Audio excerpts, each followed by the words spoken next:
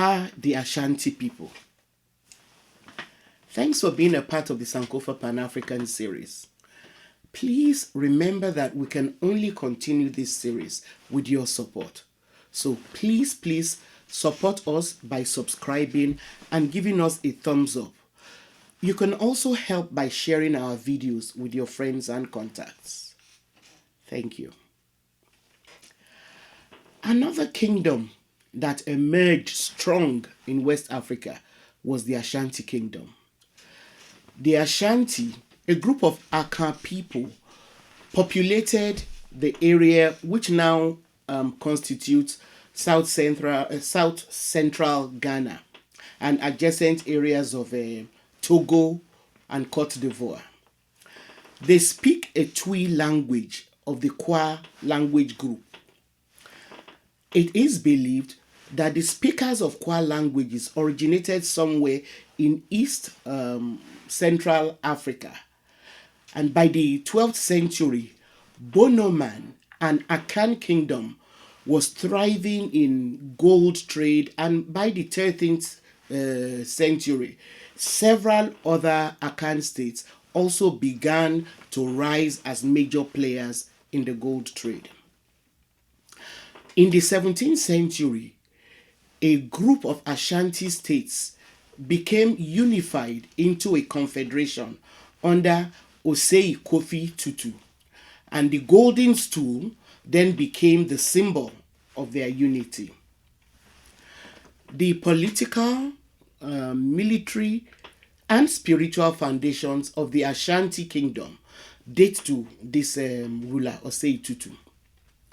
Under Osei Tutu, the Ashanti successfully embarked on massive territorial expansions by constituting a highly disciplined army.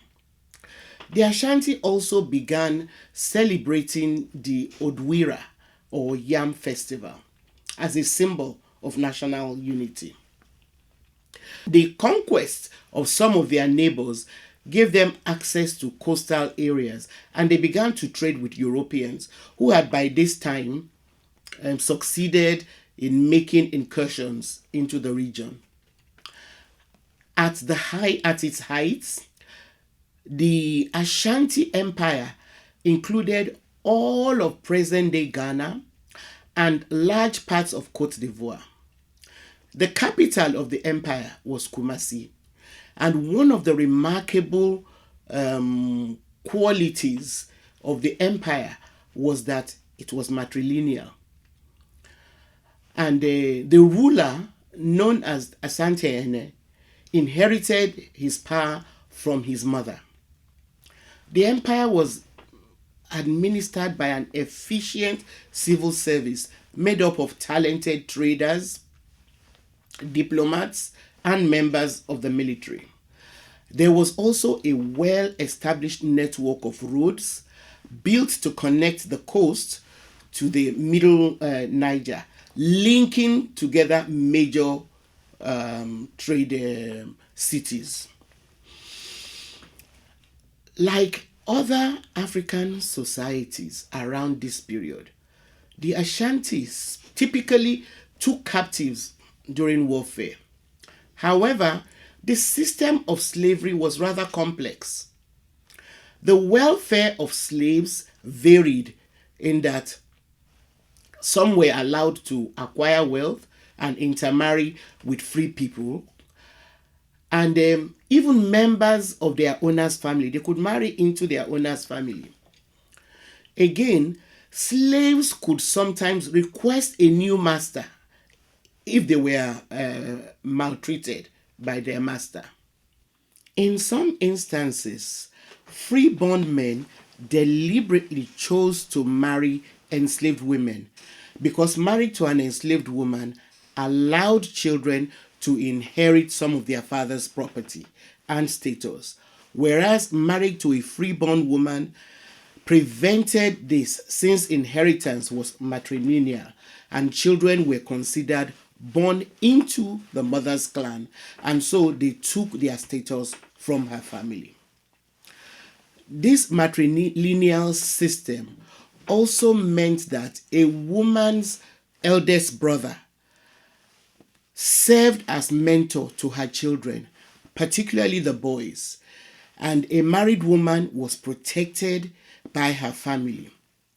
This was another reason why some Ashanti men preferred to marry enslaved women, because such women would not have the backing of male members of their family to intercede on their behalf. With an enslaved wife, the master and husband had total control of their children because she had no kith or kin. However, all the protection that slaves had were forfeited the moment the Ashanti began colluding with Europeans in trafficking slaves, in trafficking human beings. By the early 19th century, Ashanti territory covered nearly all of present-day Ghana, including the coast where the Ashanti could trade directly with the British. In exchange for guns and other European goods, the Ashanti sold gold and slaves, usually either captured in war or accepted as tribute from conquered peoples. As they prospered, the Ashanti culture flourished. They became famous for gold and brass craftsmanship, wood carving, furniture making, and the intricately woven and beautifully colored kente cloth. For most of the 19th century, the Ashanti Empire remained powerful. If you've watched our episode on Ya Asantewa, you will recall that after her grandson was exiled, Ya Asantewa became regent of the Ejisu Juaban district of the Ashanti Kingdom. Please make time to watch the episode that we did on this remarkably brave woman. In a single-minded pursuit to break the backbone of the Ashanti Kingdom, the British Governor General of the Gold Coast, Frederick Hodgson, demanded that the golden stool of the Ashanti be handed over to him. But the Ashanti refused.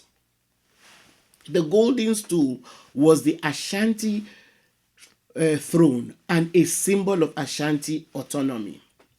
Frederick Hodgson then sent his colonial officials out to find the stool because the Ashanti kept refusing to surrender it.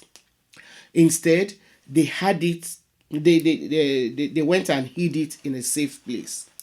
The colonial officers went from village to village trying to force the people to reveal where the golden stool was hidden without any success.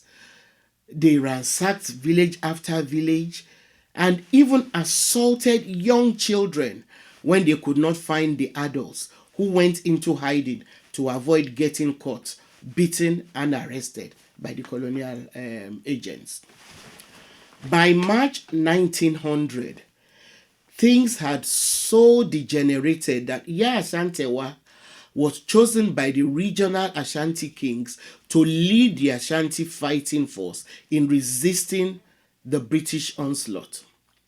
As a woman, her appointment as war leader was most unusual in Ashanti history. She, however, proved to be worth, her mettle. Some accounts actually refer to the Ashanti-British War of the Golden Stool as the Ya Ashantewa War. For several months, the Ashanti troops, made up of about 5,000 people under the leadership of Ya Ashantewa, laid siege to the British mission, which was stationed at the fort in Kumasi. They succeeded in cornering the British, who then brought in reinforcements made up of several thousand troops and artillery. This then allowed the British to succeed in breaking the Ashanti siege. Yaa Ashantewa and 15 of her closest advisors were then captured and sent into exile in Seychelles. Yaa Ashantewa was the last African woman to lead a major war against colonial powers and was a critical figure in mobilizing both men and women to resist colonial power. Her exile and subsequent death also mark the end of the glorious Ashanti kingdom. Currently, the Ashanti are still one of Ghana's largest ethnic groups.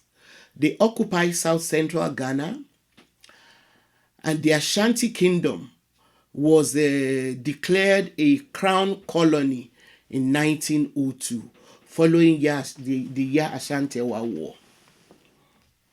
Thank you very much for watching this episode. Don't forget to help sustain us by sharing our videos with your friends and contacts. Also, send your questions and comments to our community page. Thank you.